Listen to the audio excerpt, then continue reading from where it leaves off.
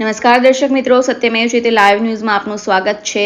વડોદરા શહેરમાં ઉંડેરા વિસ્તારમાં આવેલું જીઓ પેટ્રોલ પંપ પાસે ખાનગી કંપનીમાં કામ કરતા બે કર્મચારીઓ જે સીડી લઈને અંદર જતા સીડી વાયર અડી જતા વીજ કરંટ લાગતા એક વ્યક્તિનું સ્થળ ઉપર મોત થયું છે। બીજા એક વ્યક્તિને હોસ્પિટલ ખાતે ખસેડવામાં આવ્યો છે। સાથે જવાહરનગર પોલીસ સ્ટેશનના અધિકારીઓ ઘટના સ્થળ પર પહોંચી આગામી તપાસ હાથ ધરી છે।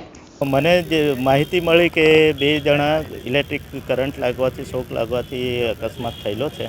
તો અહીંયા આવતા મને જે મારા લાઇન સ્ટાફે જણાવ્યા એ પ્રમાણે જે આ છોકરાઓ બે છોકરાઓ જે પ્રાઇવેટ અન્ય કંપનીના કોન્ટ્રાક્ટરના માણસો હશે અને એ લોકો પોતાની રીતે અહીંયા એમનો ગેટ ખોલી અને સીડી હાઇટેડ સીડી છે એ લઈ અને લાઇન નીચેથી પસાર થતા હતા।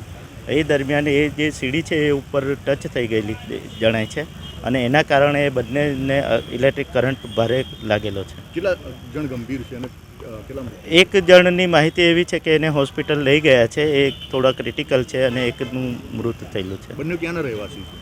પ્રાથમિક અમને જાણકારી જે અહીંયા લોકલ માણસ જે એમના સાથે હતા એમને જાણકારી આપી છે કે બિહાર સાઈડના છે। સાહેબ, કોન્ટ્રાક્ટર વિરુદ્ધ જે આ રીતની કામગીરી કરવામાં આવે છે એમના સેફટીના સાધનો આપવામાં નથી આવતા?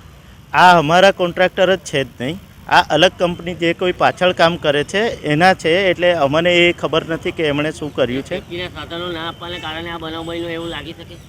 એકચ્યુઅલી તો જે લાઇન ઉપરથી પસાર થતી એ એમને ધ્યાન નથી રાખ્યું અને સીડી ઊંચી કરીને જતા હતા એ લાઇન ટચ થઈ ગઈ। સેફટીના સાધનોમાં શૂઝ હોય પણ આ જે 11,000નો લાઇનનો વોલ્ટેજ છે એટલે એ શૂઝ હોય તો પણ કરંટ તો લાગે છે। રિપોર્ટર સની સિંધે, સત્યમેવ જયતે લાઈવ ન્યૂઝ, વડોદરા।